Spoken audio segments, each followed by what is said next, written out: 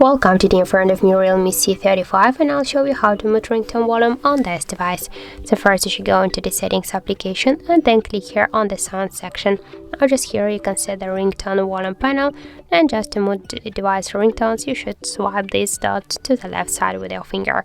And also we got a second way how we can do that, just by using the volume buttons here on the left side of the device.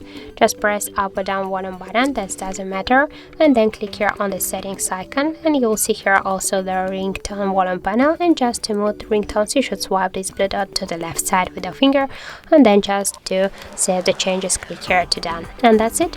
So thank you for watching, and if you found this video helpful, don't forget to leave a like, comment and to subscribe our channel.